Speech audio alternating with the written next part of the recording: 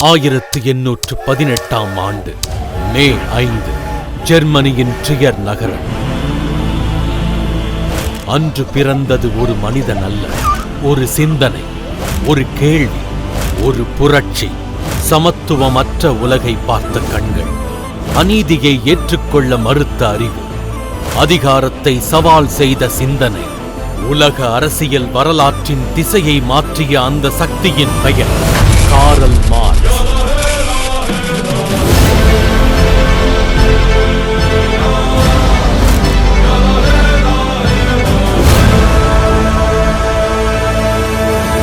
Marks பிறந்த காலம் சமத்துவமற்ற உலகம். ஒரு புறம் செல்வம், மறுபுறம் வறுமை, ஒரு புறம் அதிகாரம், மறுபுறம் உழைப்பு. சமூகம் ஏன் சமம் அல்ல என்ற கேள்வியே அவரது வாழ்நாள் சிந்தனையின் மையமாக மாறியது. பேன் மற்றும் பெர்லின் பல்கலைக்கழகங்களில் சட்டம், தத்துவம், அரசியல், பொருளாதாரம் ஆகிய துறைகளை பயின்று முனைவர் பட்டம் பெற்றார். ஆனால் பட்டங்கள் அவரை வடிவமைக்கவில்லை, அநீதிகளே அவரை வடிவமைத்தன. அவர் படித்தது புத்தகங்களை அல்ல, மனித வேதனையை. உலக வரலாறு அரசர்களின் கதை அல்ல என்று மார்க்ஸ் உணர்ந்தார். அது வர்க்கப் போராட்டங்களின் வரலாறு. முதலாளிகள் மற்றும் தொழிலாளர்கள், இந்த மோதல்தான் வரலாற்றை நகர்த்துகிறது. 1848 ஆண்டு வெளிவந்த கம்யூனிஸ்ட் மேனிஃபெஸ்டோ ஒரு அறைகூவலாக மாறியது. உலகத் தொழிலாளர்களே ஒன்றுபடுங்கள் என்ற முழக்கம் அரசுகளை அசைத்தது, அதிகாரங்களை சவால் செய்தது, ஒடுக்கப்பட்ட மக்களுக்கு நம்பிக்கையாக மாறியது. தொழிலாளி உழைக்கிறான், மதிப்பு உருவாகிறது.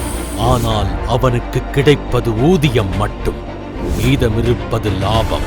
அந்த லாபம் தொழிலாளியின் உழைப்பிலிருந்து உருவாகிறது. இதையே மார்க்ஸ் சர்ப்ளஸ் வேல்யூ என விளக்கினார். முதலாளித்துவத்தின் அடிப்படை சுரண்டல் இதுதான். இந்த சிந்தனைகள் புத்தகங்களில் முடிவடையவில்லை. 1917 ஆண்டு ரஷ்யாவில் புரட்சி வெடித்தது. மார்க்சின் கோட்பாடுகள் லெனின் கைகளில் அரசியல் ஆயுதமாக மாறின. தொழிலாளர் விவசாயிகள் ஆட்சி உருவானது. உலகின் முதல் கம்யூனிச அரசு சோவியத் யூனியன் பிறந்தது.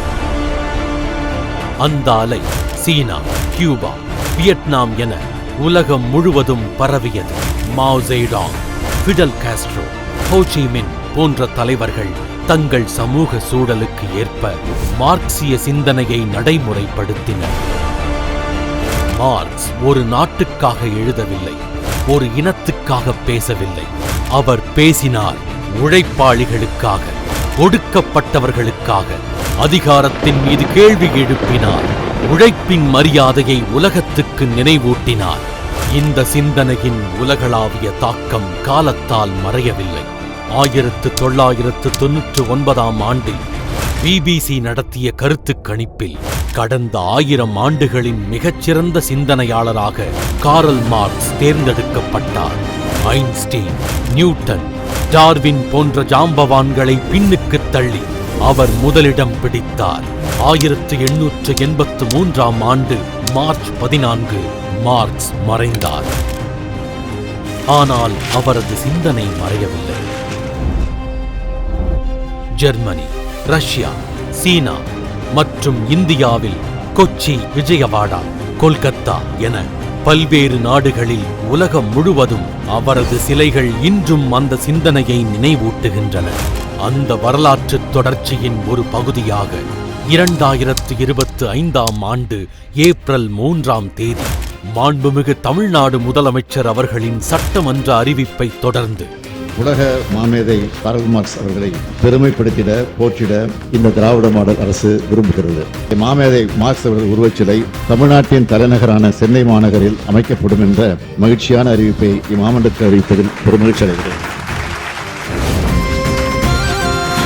சென்னை எழும்பூர் அருங்காட்சியக வளாகத்தில் உள்ள கன்னிமாரா நூலகத்தின் நுழைவு வாயில் பகுதியில் ரூபாய் 85.80 லட்சம் செலவில் நிறுவப்பட்ட மாமேதை காரல் மார்க்சின் திருவுருவச் சிலை மக்களின் பார்வைக்கு திறந்து வைக்கப்பட்டுள்ளது.